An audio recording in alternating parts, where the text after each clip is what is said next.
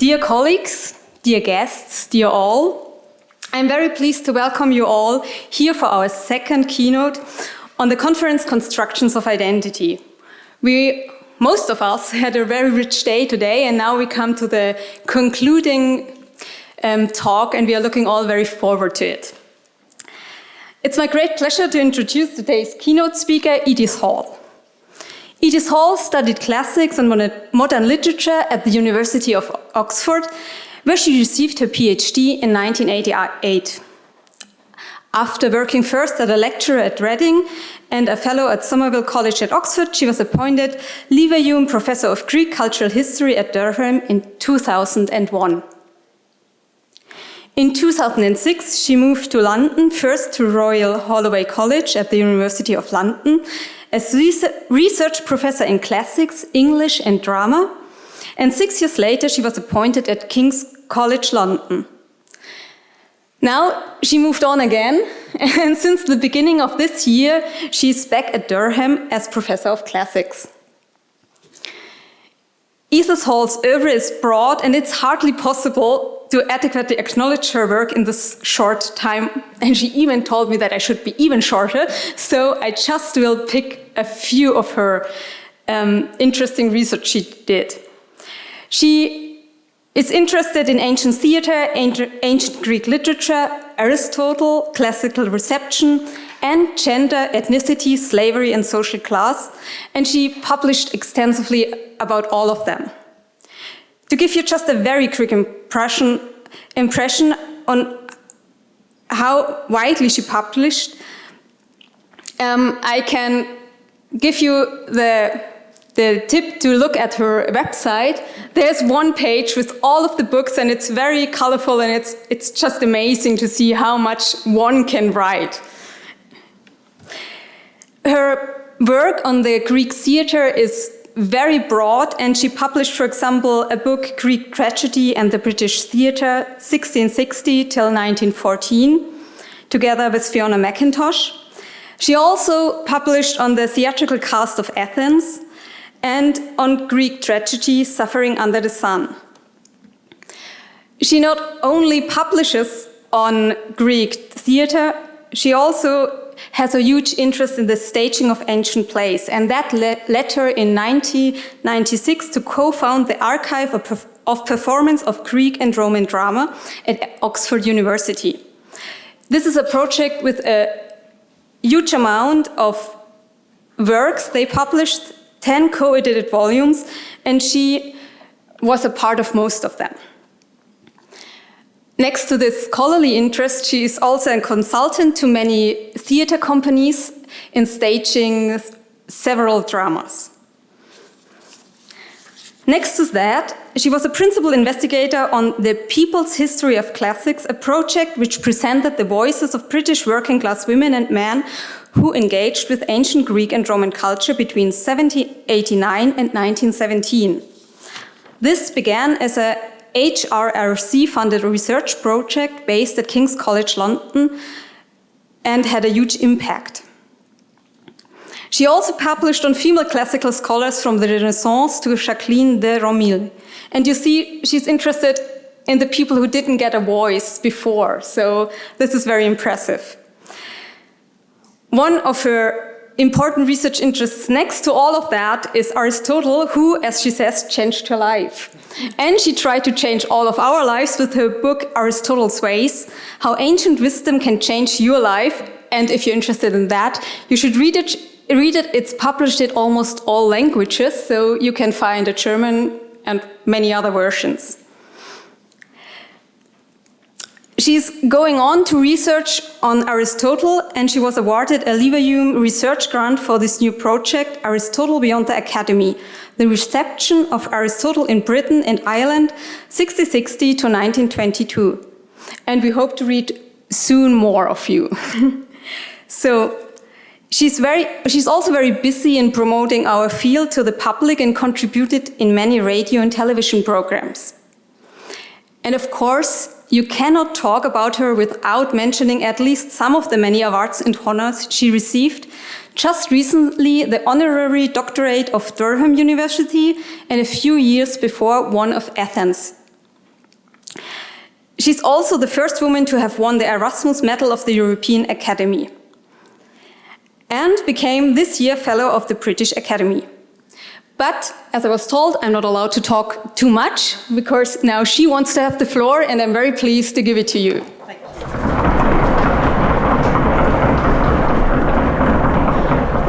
you. Thank you so much, Barbara. Thank you very much to all the conference organisers.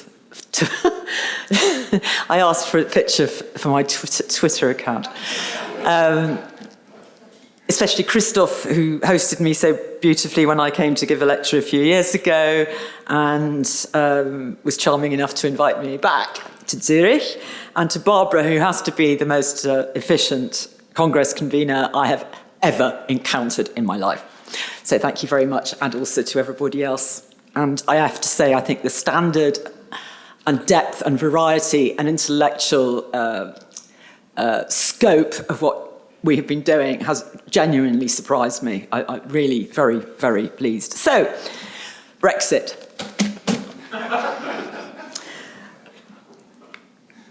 So, the vote cast in 2016 by Britons to leave the European Union will continue to have violent repercussions for British Commonwealth and European identities for decades. Within Britain, the decision has fanned the flames of the permanently festering local, national and European identity conflicts within Scotland, Western Wales and Northern Ireland as well, because in all those regions, the vote was emphatically to remain. So I'm looking at Shakespeare's Cymbeline, the last of his 4 Roman history dramas to be written. It was about 1610 or 1611, and the only one with scenes set both in Britain, in England and Wales, and on the European continent. And I'm arguing that the play shows that the contradictions inherent within Britain's identification as European were definitively shaped in the late Elizabethan, early Jacobean era. Now, there were 3 important ingredients in the production of competing national and European identities.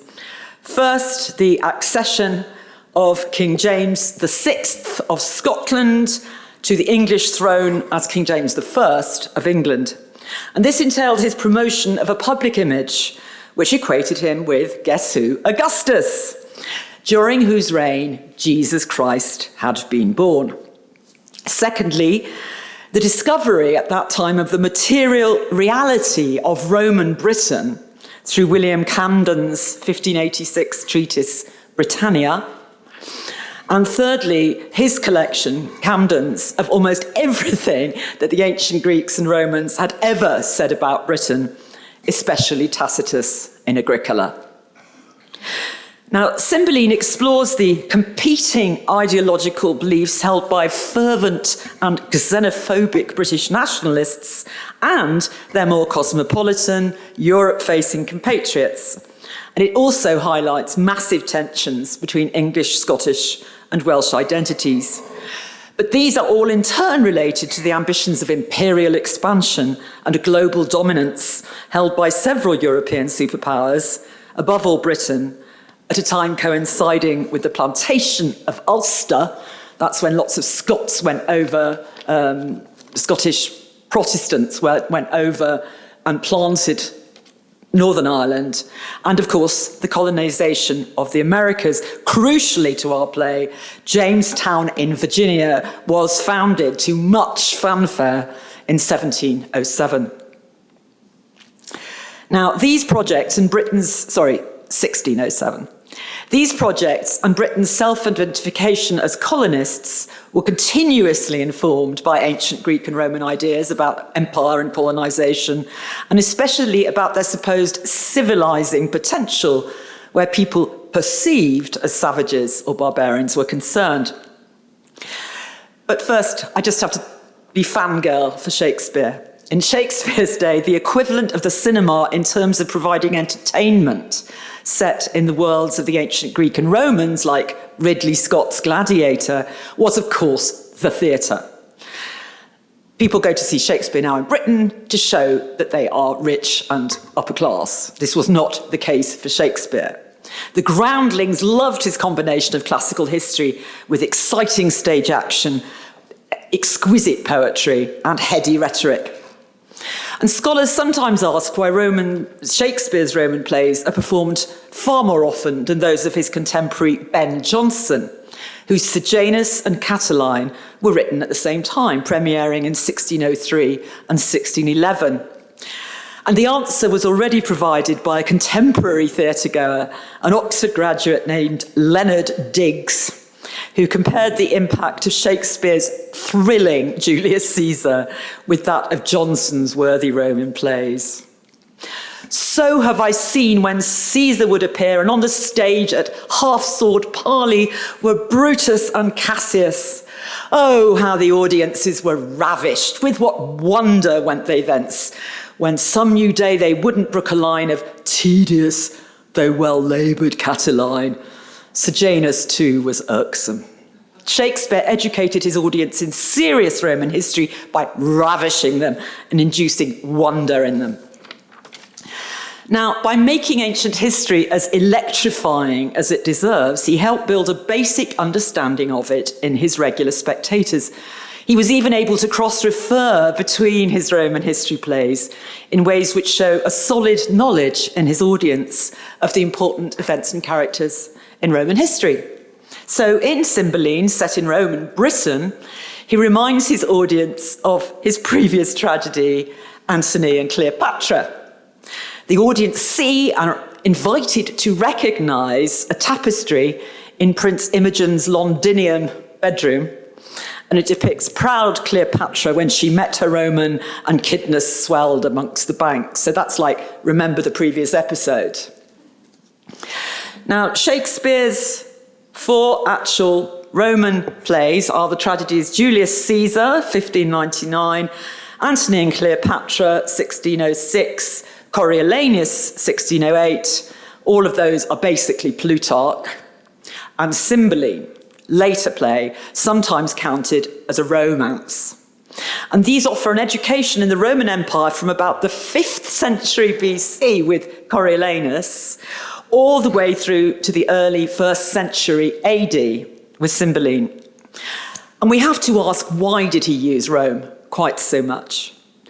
The eminent Shakespearean scholar Jonathan Bate reminds us that Shakespeare's globe was modelled on what contemporary architects believed a Roman theatre looked like.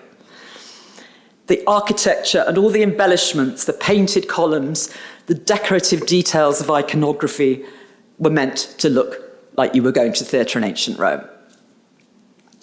But what was it about the political situation shared by Shakespeare and his audiences between the late 1590s and 1611, which made the ancient Romans seem so inviting for leisure hour consumption by the drunken groundlings? Are these people identifiably Roman, exotically different in customs, manners, and morals from the spectators? Are they just Elizabethans and Jacobeans in togas? Critics used to find Shakespeare's Roman atmospheres authentically antique. In 1680, Nahum Tate wrote, "I'm sure he never touches on a Roman story, but the persons, the passages, the manners, the circumstances, the ceremonies are all Roman." And Alexander Pope said Shakespeare was very knowing in the customs, rites, and manners of antiquity. In Coriolanus and Julius Caesar, not only the spirit, but the manners of the Romans are exactly drawn. And a nice distinction is shown between the manners of the Romans in the time of the former and of the latter. But the sad game of spotting anachronisms was inaugurated as early as 1712 with John Dennis's essay on Shakespeare. Favourite examples are Romans tossing up their sweaty nightcaps, a clock striking 3, or the reference to Caesar as the chief bishop of Rome. The book that had just recently transformed the picture of their country's ancient history, shared by Shakespeare and his contemporaries, was William Camden's wonderful 1586 Britannia. The Roman past of the province of Britannia had never before been understood and felt as a physical, material reality. Now, Camden was London-born in 1551, 13 years before Shakespeare, but his roots too were in the Midlands. He developed his interest in antiquarian matters at St Paul's School and Oxford. He didn't get the academic post he wanted. He became second master at Westminster School after spending 4 years travelling up and down Britain. That was before rail strikes, gathering material for his great work. In 1577, he crucially encountered the supreme Dutch cartographer Abraham Ortelius, who designed the first modern atlas in the Theatrum Orbis Terrarum. And Ortelius personally encouraged Camden to write a guide to all the lands of Britannia. So Camden continued to travel, and he evolved a method which combined topography, delving in local regional archives to find documents, great academic, collecting and drawing antiquarian objects, thinking about nomenclature and linguistic evidence. And he was, of course, by that time able to draw on the work of other antiquarians, some of whom had just begun transcribing the inscriptions from Hadrian's Wall and the Antonine War. So Britannia was published in Latin on the 2nd of May, 1586. It was received with enthusiasm and reissued in enlarged editions in 1587, 1590, 1594, all under Elizabeth. A 1600 new edition was dedicated to Elizabeth, and the 1607 one, the crucial one, to James. It now had lavish maps and myriad engravings of coins, monuments, and topographical sites. And in 1610, when Shakespeare was writing Cymbeline, it appeared crucially in the first English translation by Coventry schoolmaster and classical scholar Philemon Holland, one of the great heroes of English vernacular translation. His translations of people like Suetonius are still being reissued today. Now, Camden's book had an incalculable effect on the national self-image.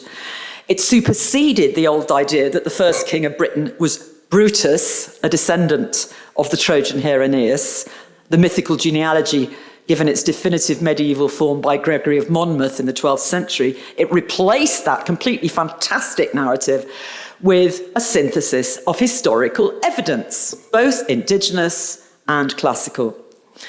You can see how much I admire this man. Camden was following the example to a certain extent of Pausanias. He said so, who under the Emperor Hadrian travelled for 20 years and produced his 10-book Periegesis, or Guide to Greece, and Camden used this. But he added something else to Pausanias' formula. One of his greatest achievements resulted from his immersion in classical sources. He was the first scholar to collect all that data about ancient Britain in Greeks and Romans. And a later translator said he'd done nothing less than restore Britain to antiquity and antiquity to Britain. He was particularly struck by the famous passage in Tacitus's Agricola, which explained how British chieftains liked to have their sons trained in Roman habits and language, not realizing, said Tacitus, this actually resulted in their enslavement to the continental European power. Idque apud imperitos humanitas fecundatur cum pars servitutis esset. And that passage was central to Shakespeare's Cymbeline and underlies everything that British nationalists have ever said since. Now, Roman England provided a civilized ancestry stretching back more than 1.5 million to the very empire in which the Christian religion and era had been introduced. For Shakespeare's contemporaries, the whole of human history consisted of a series of 5 empires. These were variously defined by ancient pagan and Christian writers. The first 4 were Assyria, Persia or Carthage, Greece or Macedonia, and Rome. Pagan critics of Rome said the Roman Empire was as bloody and evil as the others and would be replaced by a better one, perhaps the Parthians. But the Christians obviously saw the fifth and final empire as the one in which their own religion would prevail. And they identified this in the story of Nebuchadnezzar's statue dream related and interpreted by Daniel in the Old Testament. There was a statue made of different components and different substances. Its head was gold, its upper torso silver, and so on. It was destroyed by a stone cut not by human hands, which then became a large mountain and filled the world. And Daniel explains to Nebuchadnezzar that the golden head is the Assyrian kingdom, which would be followed by a series of others which degenerate until the kingdom of God comes, smashes up all the others, and lasts forever. Sometimes the early and medieval Christians identified the fifth empire with the apocalyptic second coming and the resurrection. Sometimes they saw it, more the Protestants, as their own church on earth. But Elizabethans and Jacobeans, at least after Camden, were now very clear that Jesus Christ had been born in the reign of Augustus, whose stepfather, Julius Caesar, had made those early Roman incursions into Britain. And they sensed that the Fifth Empire, the Christian era, and the incipient empire, ruled by Englishmen, were all somehow interconnected. So this is why Shakespeare set Cymbeline approximately at the time of the assumed date of the birth of Jesus of Nazareth. And Augustus, who died in AD 14, is in his prime in this play. Now, Shakespeare will probably have known from Camden that the reign of the historical Romano-British king Cymbelinus Rex began around then in 10 AD. He will certainly have been able to admire all these coins of Cymbelinus in his 1607 edition of Britannia because he drew them. And Camden's discussion says that Cymbelinus flourished in the days of Augustus and Tiberius. It was in his reign that Britons cast off and left their barbarous rudeness. Now, and he drew all of these coins and discussed them. Camden's work also made a difference to how the English thought about their relationship with the Scots and Irish, and to a certain extent the Welsh, because the so-called civilised zone of Britannia was largely England. Now, this had ramifications for how the Elizabethan and Jacobean English thought about their Scots, Irish, and Welsh neighbours. And it also had ramifications for the ideas so scrutinised under James about the unity of the new Great Britain, which he had brought into being by uniting the crowns of England and Scotland and then adding the lordship of Ireland in 1603. The fascination at this time with ancient Rome owes much to Camden's careful reconstruction of Roman Britain. And this encouraged him to think about Roman history, especially with the anxiety over the succession and the right type of government, which Queen Elizabeth, getting very, very old with no child, was bringing to the fore. There was a huge fear of civil war, which of course did break out 40 years later. And the effects of that are exactly what's explored in Shakespeare's two most famous Roman history plays, Julius Caesar and Antony and Cleopatra, written shortly before and after that crucial regime change of 1603. Moreover, when King James came to the throne in 1603, he projected an image of himself as being like Augustus, who, after a long period of civil war, brought Rome to peace, unity, and an expanding empire. This is how he had his image projected, for example, on a medal he distributed to mark his coronation. And in that very year, Shakespeare's company of players were granted the royal patent that made them the King's Men, the official theatrical company of his court. London theatre audiences really wanted to know more about that great ancient empire of which they'd been a member and the virtues of which their new king was promising to restore. Shakespeare responded by setting two more of his plays in the Roman world. In Coriolanus, which I would love to talk to you more about, but I'm not going to. He used North's Plutarch and Philemon Holland's Livy to take his groundling spectators back to the very earliest days of the Roman Republic. And I could not recommend more Ralph Fiennes' movie of Coriolanus. He gets a superb performance out of the actor better known as Leonidas of Sparta from 300. We actually get to see him act. In the same, in that play, he examined how regime change at Rome, the increasing power of the plebeians, or at least of the plebeians' manipulative tribunes, brought the role of brilliant individuals into question. And of course, that republic had collapsed in catastrophic civil war in the first century, events which Shakespeare dramatised before Elizabeth's death in Julius Caesar. The catastrophic civil war was won at Actium and then ended by Augustus, with whom James was constantly comparing himself. Augustus imposed the Pax Romana and the Imperium Romanum simultaneously. Similarly, James put down the last large-scale conflict between the landed aristocrats and the peasants of the countryside of England. And I think that really was informed by the way the rebel Volscians and the Roman centre of power may have provided his London metropolitan audience with a sense of the peasant-led chaos from which James had saved the urban population.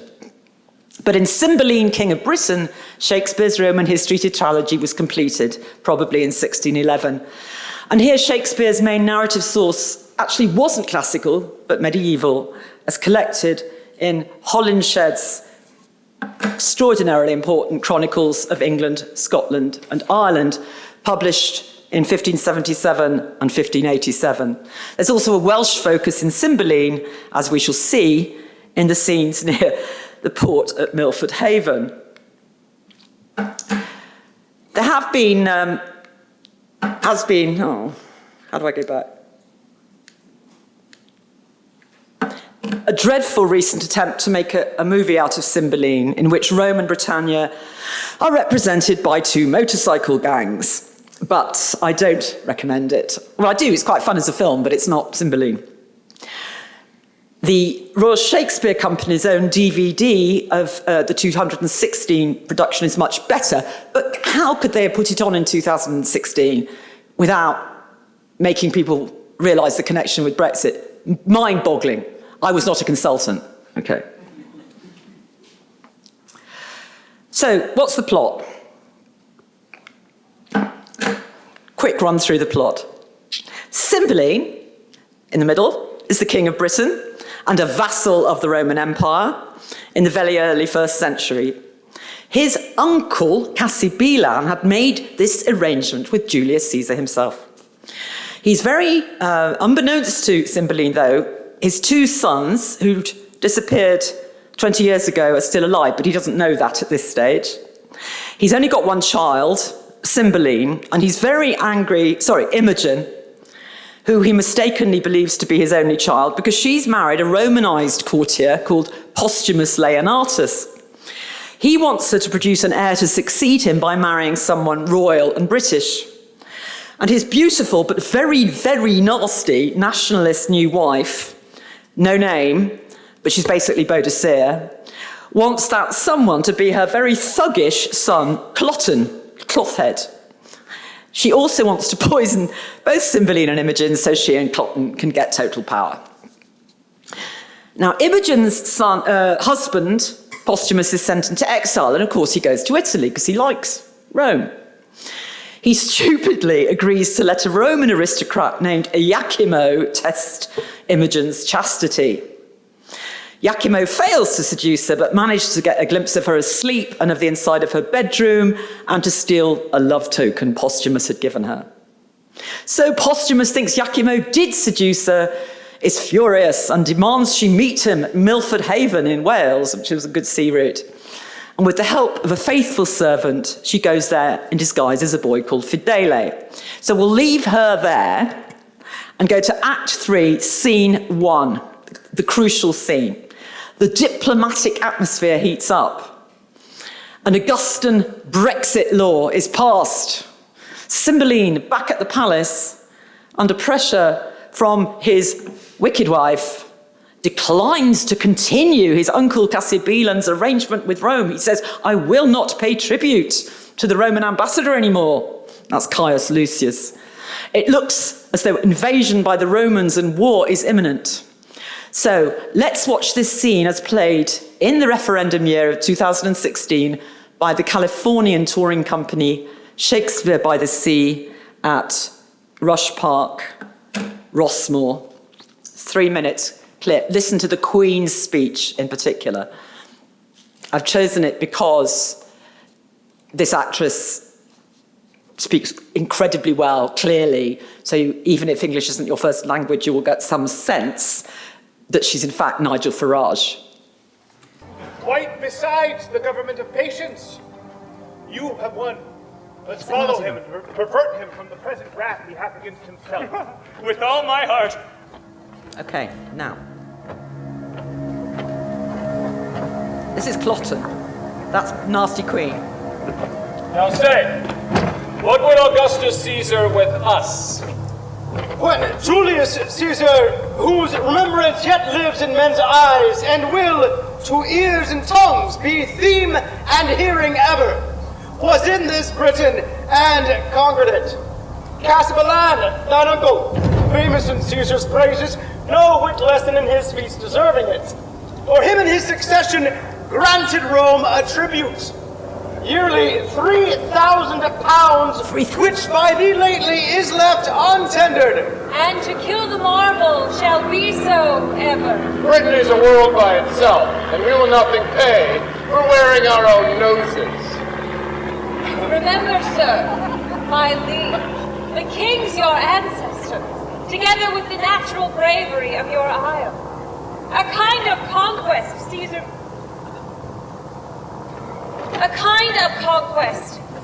made here, but made not here his brag of came and saw and overcame.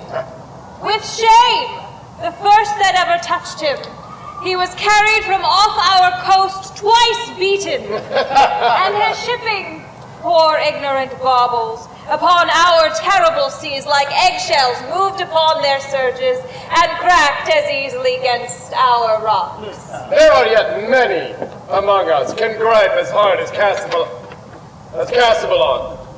I do not say I am one, but I have a hand. Why tribute? Why should we pay tribute unless Caesar can hide the sun from us with a blanket? Put the moon in his pocket. Well, then we would pay tribute for life. Else, sir, no tribute. Peace you now. You must know, till the injurious Romans did extort their tribute from us, we were free! Aye! Caesar's ambition, which swelled so much, did almost stretch the sides of the world. Against all color here, did put the yoke upon us, which to shake off becomes a warlike people, whom we reckon ourselves to be. We are! You. I am sorry, Cymbeline, that I must pronounce Augustus Caesar a Caesar that hath more kings his servants than thyself, domestic officers, thine enemy. Receive it from me, then. War and confusion in Caesar's name pronounce I against thee. Look full fury, not to be resisted. Thus defied, I thank thee for myself. Thou art welcome, Caius. His Majesty bids you welcome. Make pastime with us a day or two, or longer. But if you seek for us after, and in other terms, you will find us in our saltwater girdle. So, sir. I know your master's pleasure, and he mine. All that remain is welcome.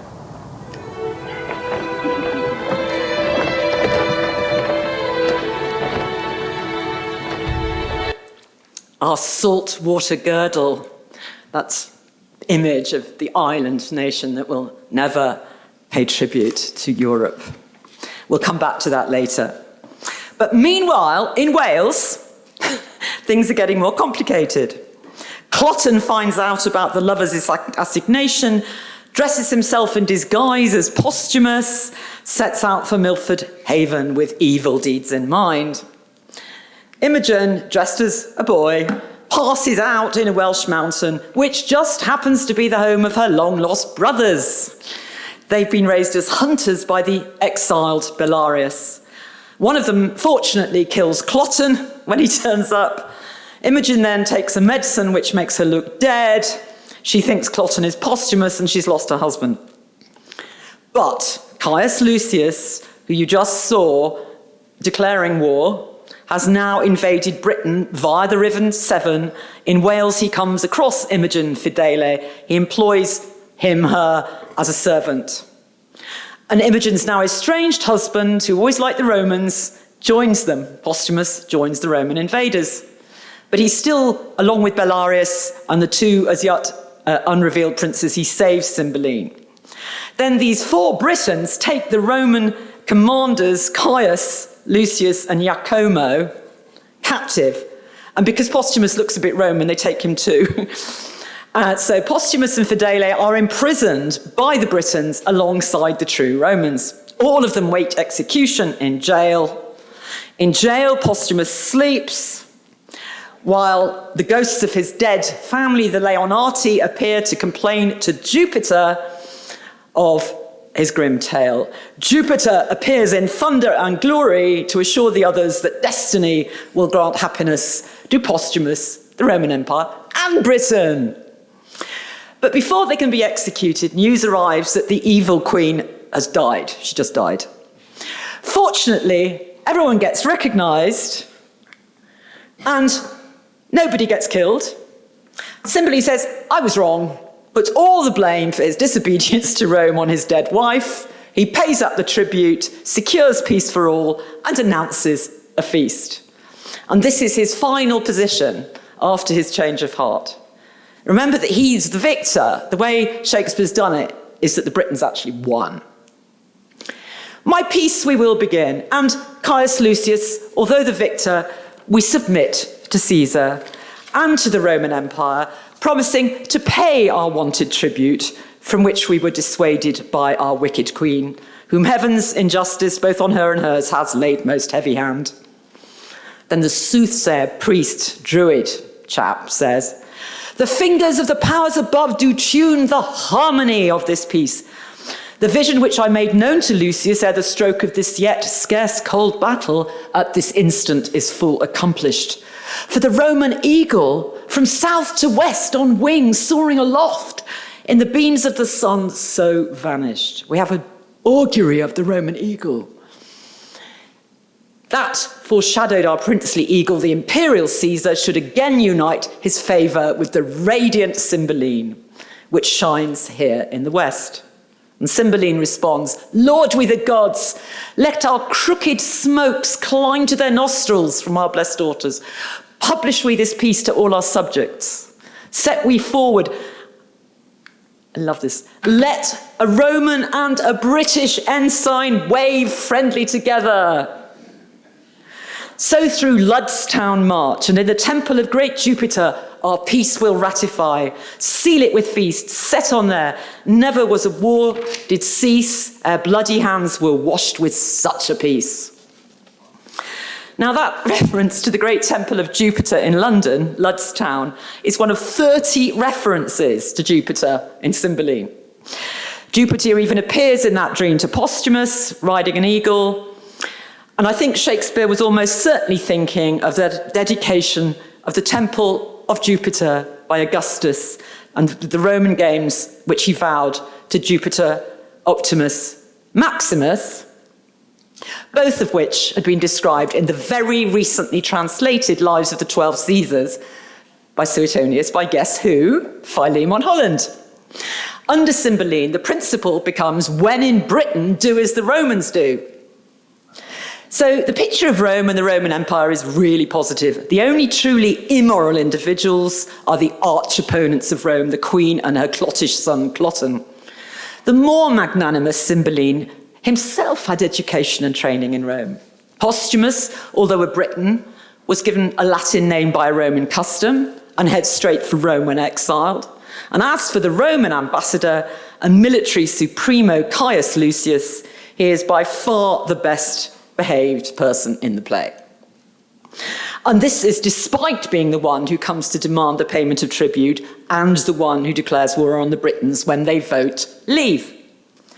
He acts honestly, honourably, clearly and decisively. He's praised throughout as a virtuous man. He does not lie, make underhand moves, or get involved in erotic shenanigans. Presumably he's a Stoic.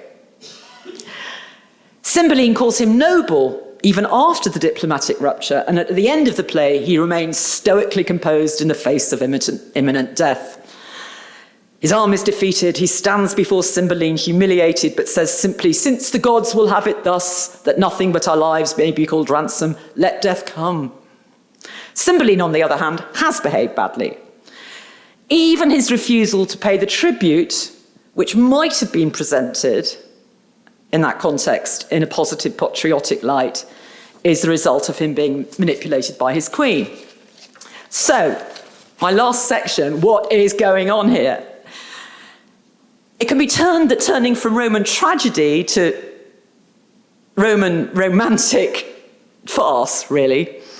Shakespeare is using Rome generically to reflect the national mood.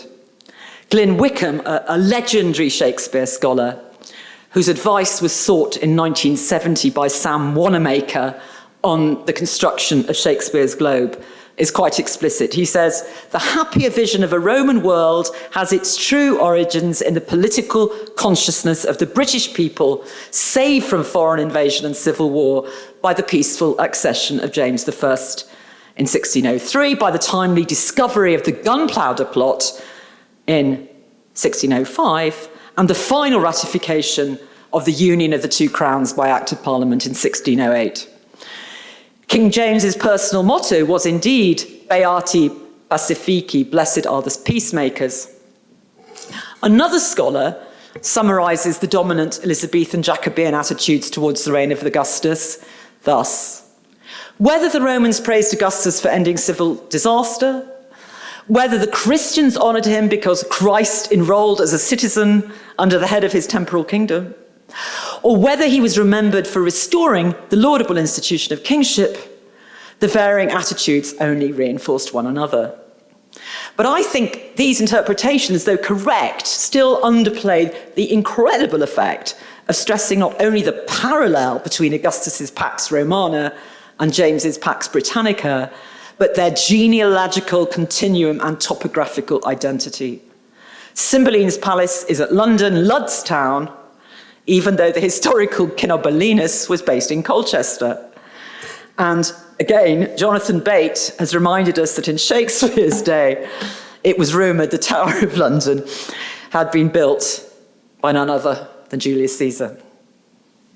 Now, a clue to the way Shakespeare invited his audience to acknowledge their own Roman past lies in the speech of Posthumus to his Italian hosts in Act 2, Scene 4. He's at Rome. Posthumus says war is likely since his compatriots have no fear and have become much more organised than when Julius Caesar first invaded in 55 BC. He says, "Our countrymen are men more ordered than when Julius Caesar smiled at their lack of skill, but did find their courage worthy of his frowning at. Their discipline, now mingled with their courages, will make known to their approvers they are people such that mend upon the world." So here we have the British character, only half a century of contact with Rome, defined as offering a unique blend of British courage and Roman discipline, a blend which makes them capable of infinite world advancement. Now, that analysis of national character will have raised a huge cheer in the Jacobean theatre, packed with an audience who really believed they were the direct descendants of those Romanised British royals. But there are other ideological complications. Gender is also used in the play to define Aboriginal British savagery against pan-European male civilization. And that's very different from Brexit, where men were far more likely to vote leave than women. My own household is like Cymbeline. My husband voted Brexit. Shock. Now, there are reasons for why women in Britain voted Remain, and they're to do entirely with improvements in maternity leave and children. We still flogged our children in schools legally but the EU wouldn't let us anymore. I didn't do it personally. But male bonding becomes ever more important in the rest of the play to the vision of Britain. Belarius reconstitutes an all-male family, Celtic family in the British Welsh cave. The princes bond with Posthumus on the field of battle. Cymbeline rebonds with Posthumus. And Cymbeline's evil queen has no direct source in Holyshedh. She's modelled on his Boadicea or Boudica, active around 60 years later than the events in Cymbeline. That Boadicea opposed the Roman conquest but failed to liberate Britain from that imperial yoke. And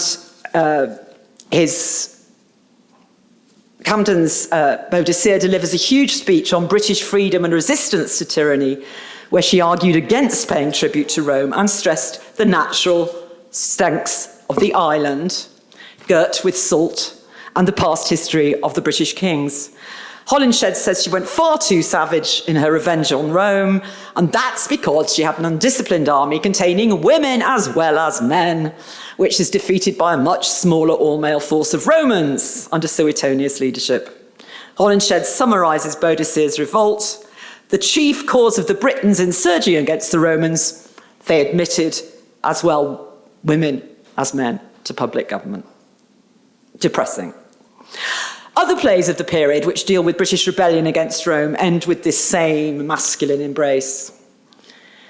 The triumph of the exclusion is figured in this masculine embrace in the final scenes. We've got rid of the queen, so masculinity is the metaphor for empire. But another weird way in which the tensions in Cymbeline do and do not foreshadow the arguments over Brexit is in the treatment of the legal system in Britain, Jose. Legal system. I said I would mention it. Cymbeline declares in Act 3, Scene 1, the scene we watched, that the purpose of his rebellion against Roman rule will be to restore the kingdom to the state which existed before the Roman conquest. In the process, he will revive the ancient British laws, whose repair and franchise shall by the power we hold be our good deed, though Rome be therefore angry. Now, this reflects very precisely huge arguments in King James's Britain over English law. Legal battles were raging between what was seen as Old English common law and the civil law and canon law jurisdictions, which were sometimes seen as being brought in by William the Conqueror, the Norman from France, and sometimes by the Romans. But that got thoroughly bound up with national identity. And another issue relevant to British-European relations is the very peculiar wager scene. That's when Posthumus stupidly is persuaded that one of the others can go and test his wife's celibacy or whatever. But the minor characters who are present is absolutely extraordinary. We've got the Italian Philario, a Frenchman, a Dutchman, as well as the Spaniard and the Anglo-Roman, right? It looks like Brussels, okay? Now, it seems that these characters function, no German though. It seems that these characters function as interested observers. They're a kind of silent continental dramatic chorus. So we're playing this out with the Europeans watching. And they were almost certainly costumed in ways that indicated national stereotypes. And they are themselves national representative of that great theme of the play, which is empire. Italians, Spaniards, Dutchmen, Frenchmen, and Englishmen are all members of nations vying for economic and political power in the great game of international empire in the period we call the Renaissance. All are present on the stage in the scene. The players in this scene are emblematic of the imperial battle between different European countries. But in conclusion, the play ultimately is as contradictory about English and British national identity as the voting population was about Brexit in 2016. The notion and meaning of Britain is thoroughly interrogated, but no satisfactory conclusion reached. It's this magic wand. And this has resulted in scholars coming to very different conclusions. Leah Marcus thinks that Jove is King James, who actually also liked to turn up like a god and lecture his populace. She thinks the Leonati posthumous family must be the Scots, but I simply can't agree. It's far too reductive. But Ronald Bowling is more interested in Wales. He thinks that other contemporary plays show that to the English at this time, a nationalistic Welsh rebellion was still conceivable, and I think it was. The Welsh had notoriously not all opposed the Spanish Armada. And everybody knew that Milford Haven was a very vulnerable landing site up by Bristol, up the Severn Estuary, for any continental European invasion. So Cymbeline's treatment of ethnic and national identity is extremely contradictory. It's informed by gender, but it veers around from ideas of Englishness to competing ideas of Britishness. The Boadicea-like Queen, like the UKIP party of Nigel Farage, she is in no doubt. Britain is an island fortress surrounded by cliffs and defended by storms. If Nigel Farage was better read, he would certainly have cited this at his meetings. But in fact, this Britain is already clearly Roman in its culture and gods. Even Posthumus has a Roman name, and the iconography of his visions is unambiguously imperial Roman. So the play struggles to align the history of Celtic Britain with James's national project, with England, obviously, as the senior nation. But the early Jacobeans are quite aware that this was deeply problematic, since the English were, as they often told themselves, the defendants of the Germanic invaders, Hengist and Horsa. This is why, and they had conquered the Celts, and that's why Wales is so important as the home of the remnants of the ancient Britons. But Wales is also associated with the Tudors, who are Welsh Frenchmen. They're Welsh and French, okay? So the Welsh French Tudors had been ruling England and its realms, and theoretically Wales and Ireland for a long time. But instead, the subjugation of Wales is shown to be a British internal affair by the English, and the first step towards the creation of the new British Empire as it looks west, Ireland, America, will follow. So another interpretation of the historical context is to say the play attempts to appropriate Roman vision to a vision of Renaissance British imperialism. But even that's to oversimplify. The play tries to synthesize different histories as part of its ludicrously improbable resolution with Cymbeline's second personal referendum and change of mind. Britain is made to seem the obvious heir to masculine Roman virtus and imperium.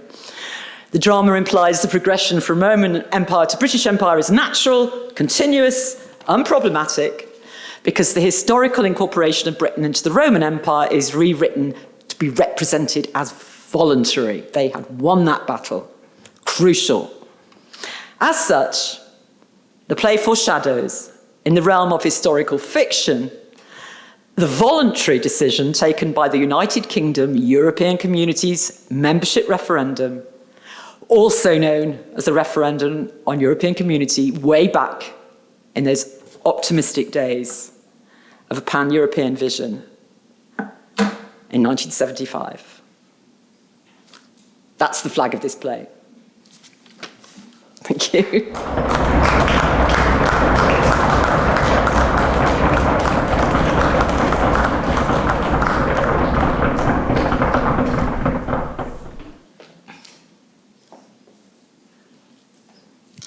So thank you very much. I see very enthusiastic faces here in the room, and I'm sure there are a lot of questions everybody wants to ask you about this play, about all the connections you made.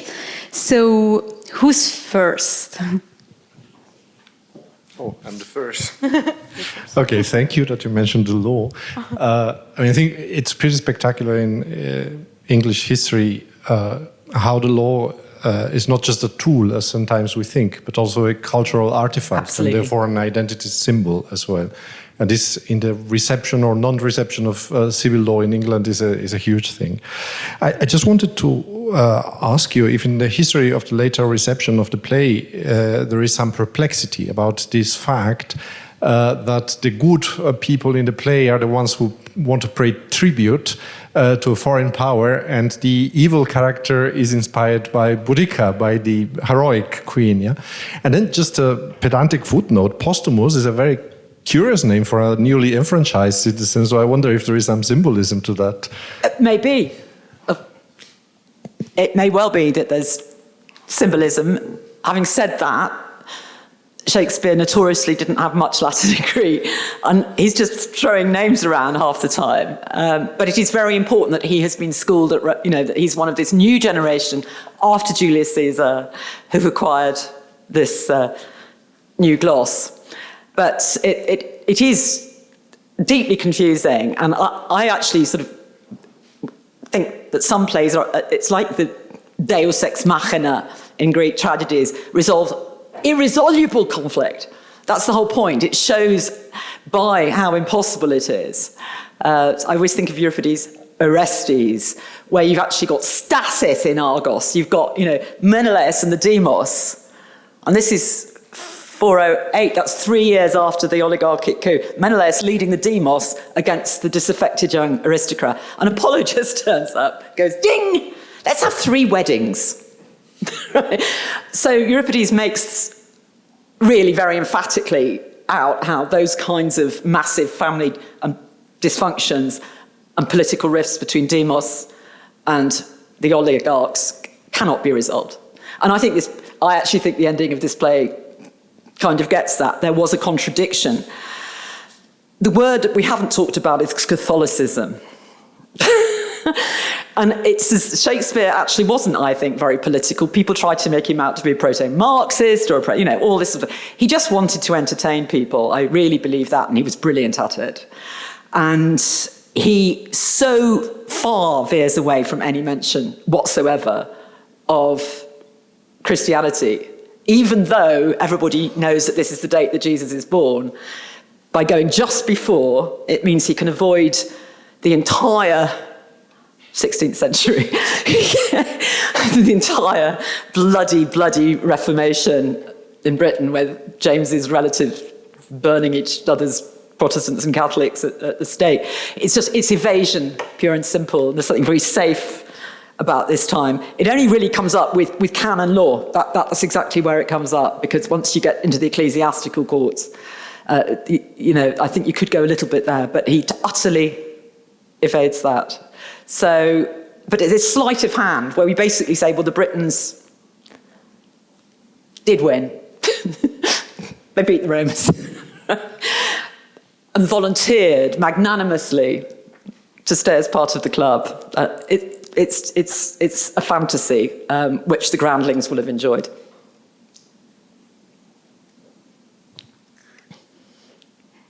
So, is there any other questions somebody would like to ask? I'm sure you're all thinking about some. Could we just, yeah, because we want to go to dinner. And no, but we need to ask you a little bit more. Well, I thought we could just play the happy ending. Of course you can do that. Would you like to see the happy ending? I think it's 154. Yeah. Okay. Was it 154? I really think this is the best way. I really think this is the best way to finish this session. It's right. Keep going. I think it's 150 maybe. Yeah, just before that. All right. Yeah, let's go from there. This is the happy ending. Okay. So Imogen's rediscovered her long-lost Posthumus. Cymbeline gets to hug his long-lost sons. In the Welsh, he found them. They've been brought back from Wales. And the Romans and they're going to have a party in Londinium, near the Tower of London. Have I not told you that my guilty conscience had almost driven me mad? And then heaven opened. It'll be in a minute. And you appeared. But prithee, dearest wife, How did you come to think that I was dead? I cannot speak of it. It is too dreadful. I saw a headless man dressed in your clothes. That was Claude. Son, he said to the queen. I cut off his head. Mary! The gods forfend! I would not thy good deeds should from my lips pluck a hard sentence. Prithee, valiant youth, deny it again. I said it, and I did it. He was a prince! A most incivil one. The wrongs he did me were nothing prince-like. He provoked me with language that would make me spurn the sea if it could so roar to me. I cut off his head and am right glad he is not standing here to tell this tale of mine. I am sorry for thee by thine own tongue. Thou art condemned and must endure our law. Thou art dead! Find the offender, take him from our presence. Stay, Sir King! This man is better than the man he slew, as well descended as thyself, and hath more of thee merited than a band of Clotons ever had scar for. Let his arms alone, they were not born for bondage. Why, old soldier, wilt thou undo the worth thou art unpaid for by tasting of our wrath? How of descent as good as we? And that he spake too far. And thou shalt die for it. We shall die all three, but I will prove that two of us are as good as I have given him out. Take him away! The whole world shall not save him. Not so hot! First, pay me for the nursing of thy sons! Thy sons! What? Nursing of my sons? I am too blunt and saucy. Here's my need. Ere I arise, I will prefer my two sons, and then spare not the old father. Mighty sir, these two young men who think they are my sons are none of mine. They are the issue of your loins, my liege. This gentleman, whom I call Polydor, most worthy prince as yours is true Guiderius. This gentleman, my Cadwal, Arviragus, load of your begetting. Oh! What am I? Mother with the birth of three! Never mother rejoice deliverance more! Blessed pray you be, after the strange starting from your orbs, may reign in them now! Sorry. Imogen, thou hast lost by this kingdom. No, my lord, I have got 2 worlds mine! Oh! Rare instinct, when shall I hear all through? This fierce abridgment hath to its circumstantial branches which distinction should be rich in. Where? How lived you? When came you to serve our Roman captive? How parted from your brothers? How first met them? Why fled you from the court and whither? These and your 3 motives to the battle with I know not how much more should be demanded, and all the other by dependencies from chance to chance, but nor the time nor place will serve our long interrogatories. See, posthumous anchors upon Imogen, and she, like harmless lightning, throws her eye on him, her brothers, me, her master, hitting each object with a joy. The counter changes severally and all. Let's quit this ground and smoke the temple with our sacrifices! Yeah! Thou art my brother, so we'll hold thee ever. The fingers of the powers above do tune this harmony with a peace. You are my father too, and did relieve me to see such a gracious season. Oh, overjoyed! Save those in bonds. Let them be joyful too, for they shall taste our comfort! Yeah! My master, I will yet do you service. Happy be you! Peace be it then, for by this gentleman's report and mine, I hope Imperial Caesar will reknit his favor with the radiant Cymbeline, which shines here in the west. Yeah! And a Roman and a British ensign wave friendly together. So through Lordstown march, and in the temple of great Jupiter, our peace we'll ratify, sealed with feasts set on there. Never was a war did cease, ere bloody hands were washed with such a peace! Yeah!